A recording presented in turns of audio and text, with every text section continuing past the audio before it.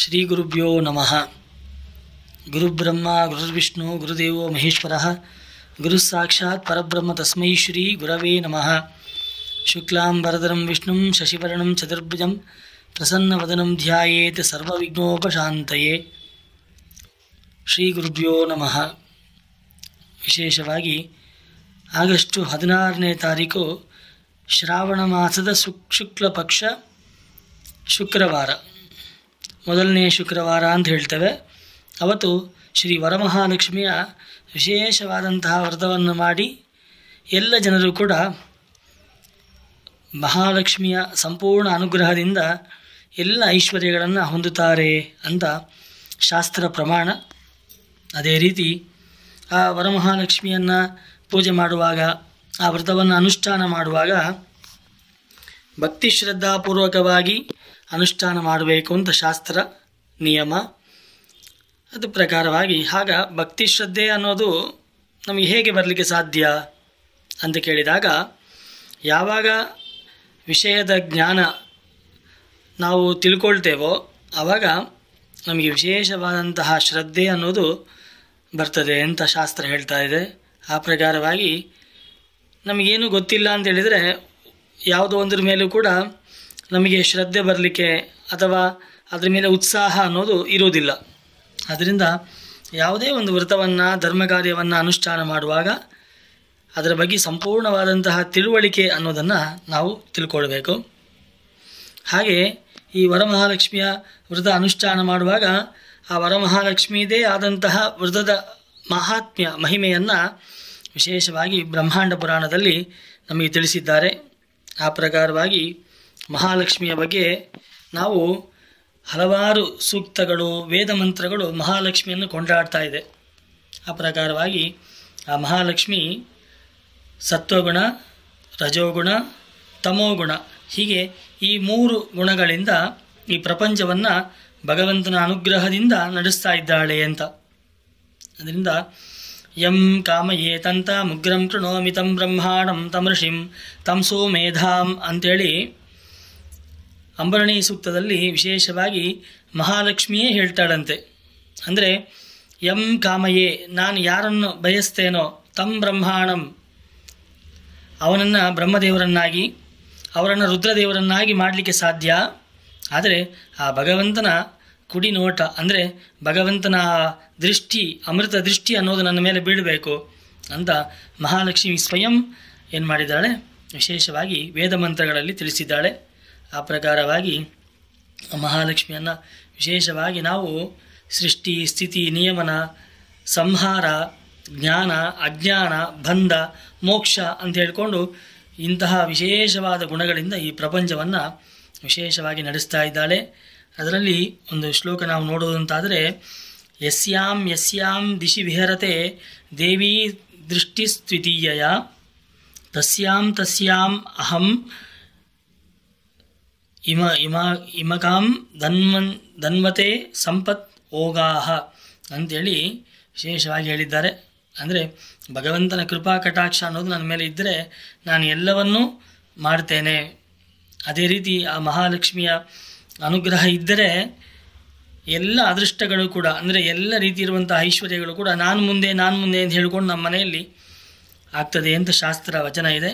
ಆ ಪ್ರಕಾರವಾಗಿ ಈ ವರಮಹಾಲಕ್ಷ್ಮಿಯ ಆ ವ್ರತದ ಕತೆ ಅಂತೇಳಿದರೆ ಅವಳ ಧ್ಯಾನ ಶ್ಲೋಕ ಸಾಮಾನ್ಯವಾಗಿ ಎಲ್ಲರಿಗೂ ಕೂಡ ಗೊತ್ತಿರ್ತದೆ. ಪದ್ಮಾಲಯಾಂ ಪದ್ಮಕರಾಂ ಪದ್ಮಪತ್ರ ನಿವೇಶಣಾಂ ವಂದೇ ಪದ್ಮಮುಖೀಂ ದೇವೀಂ ಪದ್ಮನಾಭ ಪ್ರಿಯಾಮಹಂ ಅಂಥೇಳಿ ವಿಶೇಷವಾಗಿ ಆ ವರಮಹಾಲಕ್ಷ್ಮಿಯನ್ನು ಸ್ತೋತ್ರ ಮಾಡುವಂಥ ವಿಧಾನ.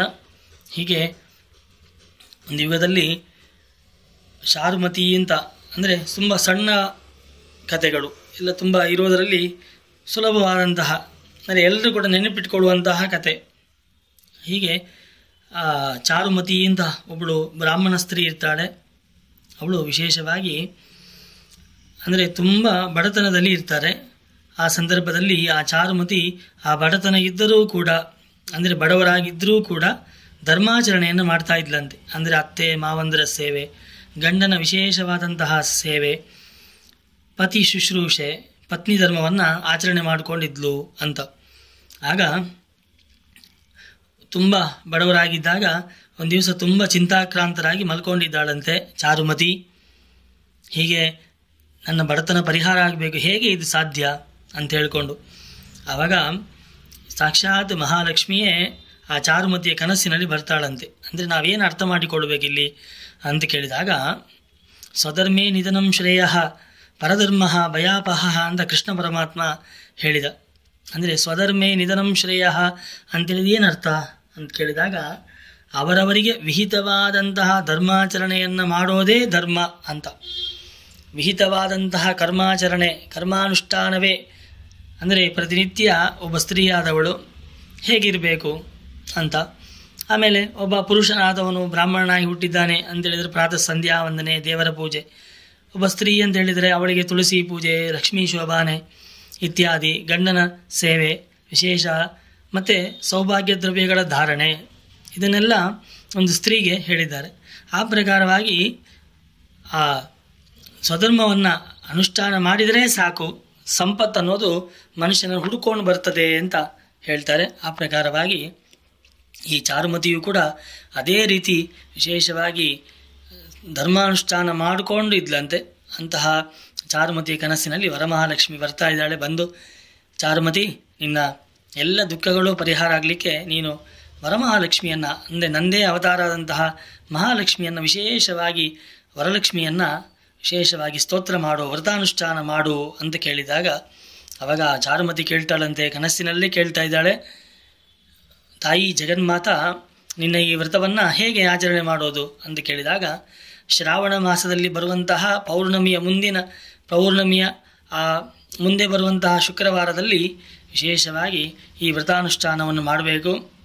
ಮತ್ತು ವಿಶೇಷವಾದಂತಹ ಭಗವಂತನ ಕಲಶವನ್ನು ಸ್ಥಾಪನೆ ಮಾಡಿ, ಆ ಕಲಶದೊಳಗೆ ಅರಿಶಿನ, ಕುಂಕುಮ, ಗಂಧ ಇತ್ಯಾದಿ ಮಂಗಳ ದ್ರವ್ಯಗಳನ್ನು ಹಾಕಿ, ಮಾವಿನ ತೋರಣದಿಂದ ಆ ಮಂಟಪವನ್ನು ಅಲಂಕಾರ ಮಾಡಿ, ಅದರಲ್ಲಿ ವರಮಹಾಲಕ್ಷ್ಮಿಯ ವಿಶೇಷವಾದಂತಹ ಚಿತ್ರಪಟವನ್ನು, ರಂಗೋಲಿಯನ್ನು, ನಾನಾ ವಿಧವಾದಂತಹ ರಂಗೋಲಿಯನ್ನು ಹಾಕಿ ಅದರಲ್ಲಿ ಸ್ಥಾಪನೆ ಮಾಡಿ, ವಿಶೇಷವಾಗಿ ಆ ಮಹಾಲಕ್ಷ್ಮಿಯನ್ನು ಮತ್ತು ಭಗವಂತನನ್ನು ಧ್ಯಾನ ಆವಾಹನಾದಿ ಷೋಡಶೋಪಚಾರ ಪೂಜೆಯಂತ ಈ ರೀತಿ 16 ರೀತಿಯಲ್ಲಿರುವಂತಹ ಪೂಜೆಯನ್ನು ಮಾಡಿ, ಆ ವರಮಹಾಲಕ್ಷ್ಮಿಗೆ ನೈವೇದ್ಯವನ್ನು ಸಮರ್ಪಣೆ ಮಾಡಿ, ಮತ್ತು ಬರುವಂತಹ ಬ್ರಾಹ್ಮಣರಿಗೆ ವಿಶೇಷ ಫಲತಾಂಬೂಲ ಕಾಣಿಕೆಗಳನ್ನು, ದಕ್ಷಿಣೆಯನ್ನು ಕೊಟ್ಟು, ಯಾರು ನನಗೆ ಈ ವ್ರತದ ಪುಣ್ಯವನ್ನು ನನಗೆ ಸಮರ್ಪಣೆ, ಲಕ್ಷ್ಮೀನಾರಾಯಣರಾಗಿರುವಂತಹ ನಮ್ಮಿಬ್ಬರಿಗೆ ಸಮರ್ಪಣೆ ಮಾಡ್ತಾರೋ ಅವರ ಮನೆಯಲ್ಲಿ ದಾರಿದ್ರ್ಯಗಳನ್ನು ಪರಿಹಾರ ಮಾಡಿ ನಾನು ವಿಶೇಷ ಅನುಗ್ರಹ ಮಾಡ್ತೇನೆ ಅಂತೇಳಿ ಆ ಚಾರುಮತಿ ಹತ್ರ ಕನಸಿನಲ್ಲಿ